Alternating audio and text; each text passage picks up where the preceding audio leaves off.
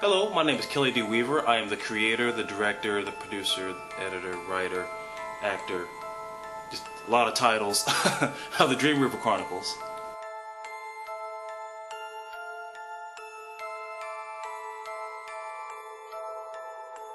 Dream Weaver Chronicles are short films that I've either written or have thought about doing that that are not horrors. They're, as I said before, dramas and instrumentals and family films and comedies and action films. So many different genres that doesn't really fit Terminal 52 films.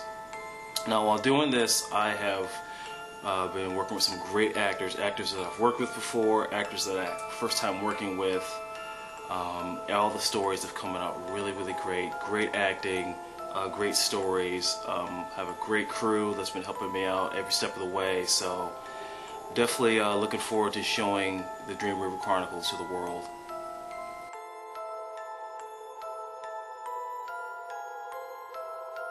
While We Fight is a story about a group of friends who all work at the same job. As the story begins, they're just now coming back from a job and someone got hurt and they're kind of in a waiting room waiting to see if that person is okay.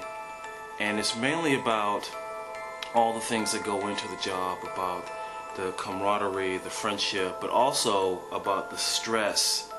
And as it puts on one friend who just asks, you know, like, why do we do this? Why do we do what we do? Because the pay's not good. It's definitely not for the pay. It's definitely all the stress and everything. But it's mainly dealing with the stress, but also the friendship and the rewards that you get from doing the job that they do. Any word yet? No. But I'm sure they'll inform us if there's any news. I hope so. I really need to know. Crazy night. It was so intense. I didn't think we were gonna make it out of there. Luckily we did.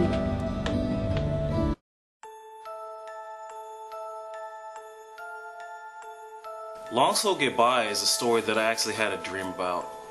It's a story about letting go, pretty much remembering the past, but also letting go and moving on. That's the main thing. That's the main theme about the story, is moving on. Tiffany Dion is such a pleasure to work with. That little girl, I tell you, she is so talented. I enjoy working with her like all the time, and it was great to. This is the first one. I think it was just me and her, so it was really good. Just well, majority of the story was just me and her, so it was really good just to actually act off her, because me and her, I think we have great chemistry. We're man, I'm telling you, she is just so talented, man. Me and Casey would play here all the time before she moved. Right after school we'd come here, along with Jay, Tyler, and Rosie. We'd play, listen to music, even do homework. It's just so peaceful here. And no one would bother us. It is nice here. It's a great place to just kick back and hang out with friends. Yeah.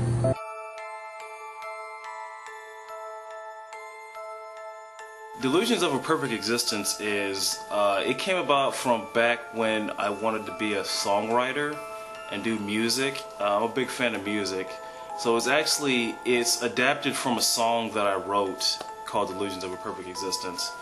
And it's a story about a breakup.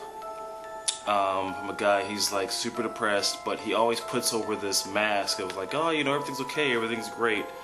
Everything's perfect, you know, my life is perfect, da da da, and so it's pretty much a story about that. But of course, by the end of the story, or not even the end, like near the middle, you kind of see that, you know, he really isn't so perfect. He's really depressed. He's really sad over the breakup that he had. It's a comedy. Working with Patrick Negron, is that guy had me cracking up every day. That sink. The sink? Dishwater, love this microwave, love this place. Mickey! You come to these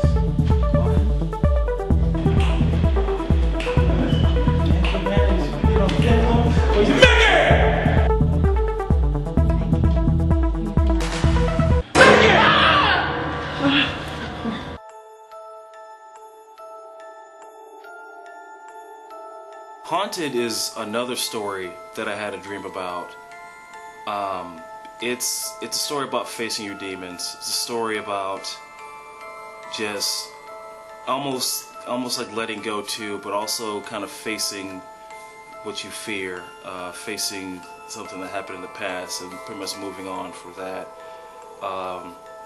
L.J. Grillo is another talented actor that I've worked with before, and when writing this story, he was the first person that came to mind. He was the first person that was like, I gotta get LJ in this, I gotta get him in this role, because he's the person I knew who can definitely handle all the different emotions that go through the story, because there's so many emotions that the main character goes through. It's been very disappointing that the television manufacturers have not sold them like they thought to. Best Buy is reporting disappointing results. H.H. Gregg, another big retailer in the U.S., reporting Denise, what's the problem now? Because of the sales of 3D TVs.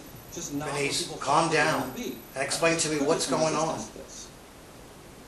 Oh, absolutely. I can't understand you, Denise. Calm down and tell me just what's going on.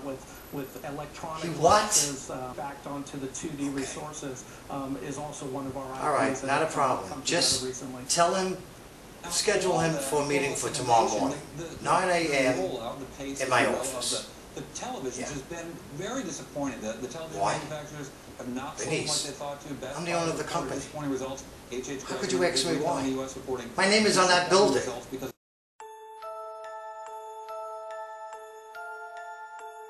The Right Choice deals with a topic that is still a hot topic to this day. I've never really spoke out on this topic, and I really don't speak on this topic, but pretty much with this short film is pretty much how I feel about this topic. So if anyone ever wonders, like, how does he feel about that topic, about this, pretty much watch this short film, and that's how I feel about it. Alexia, man, that little girl is something else. That's another talented young actress, up-and-coming actress. She is so good. Can we watch cartoons? Sure. Now don't go asking her when I told you no. But I just want to watch some cartoons. Well, I'm watching a movie, so eat your damn snacks. Hey, that is not okay. Melissa, come on. Just change the channel, please.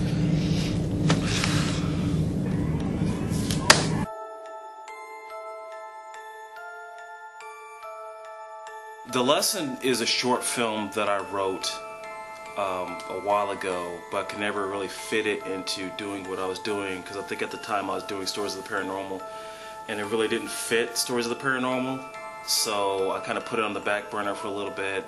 It was like halfway done, and then when this came about, when Dream Weaver Chronicles came about, I was like, okay, you know, I think it's time to put The Lesson out there. The cast in this is great. The cast is just a great cast. Fran Rafferty, this dude, I tell you, if this guy's not in Hollywood soon, I don't know what's wrong. He is a great actor. He is a great, intense actor. This was very challenging for him. Another range of emotions character, just being intense and being very, but also being very fatherly and being very caring, and he pulled it off. He pulled it off. He gave me goosebumps a lot of times. I'm just like, wow. You think? How come you didn't have my back? You work way too much. Nancy. Who's gonna pay for the mortgage, huh? What about all the bills?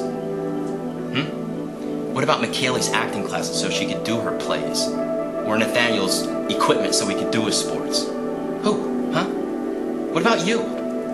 What about all those Pilates classes and yoga and all that stuff you like to take? I mean, who's gonna pay for all that, huh? I'm not saying that we're not grateful. Oh, really? Well, it sure seems that way, because I don't think anybody in this house really, truly understands how hard I work to provide for this family. We know that, Michael. Oh, do you? Really? Well, Nancy, look around. This house, all the great things that we have, those cars in the driveway. Not to mention, walk in the kids' room. Those kids have everything. Everything a kid could possibly ever want. And you know why? Because I work those long hours. That's why they have those things. So, do I complain? No. Do I get mad? Maybe just right now. But no. All I'm asking, Nancy, is just, just let me do my thing. Just back off, okay? Let me just provide for the family. That's all. That's all.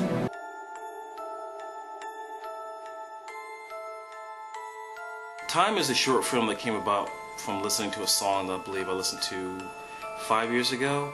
And while listening to this song, like I was just piecing together like all the scenarios to the story, and I wrote it down, and it really didn't fit what I was doing at the time, which is Stories of the Paranormal, I believe, when I wrote it down, and it just didn't fit at all.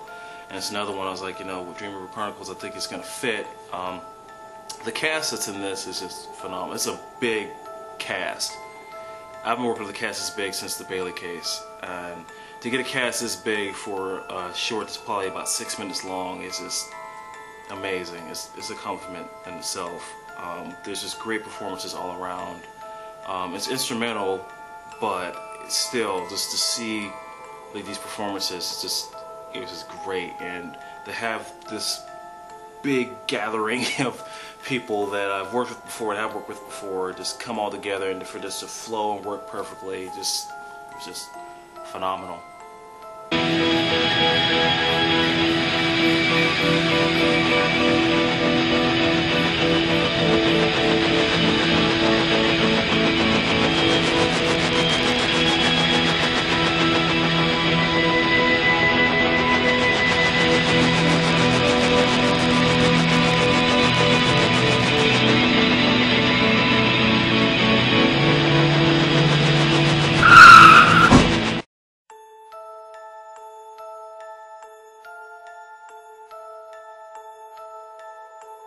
There are two more films in the Dream Weaver Chronicles. One's called Redemption, that's going to be a short. Another one's called Second Sight, that's going to be a feature film. Those are going to be casting pretty soon. We'll be casting for those. We're going to be shooting over the summer to get those done. And I really can't wait to shoot both of those, because both of those are really, really good stories. Both of them one of them is kind of like a drama action. It's got drama and it's got action. And then Second Sight's a little bit of a murder mystery, so that's going to be kind of fun to kind of go that route, because I haven't done a murder mystery before, so this is actually going to be really good. And the cast for that's going to be huge too. But definitely be on the lookout for those. I've definitely had fun working on the Dream Weaver Chronicles, and you never know, I might keep going with this. I might have a second season of Dream Weaver Chronicles soon. Who knows? I mean, I definitely look forward to it.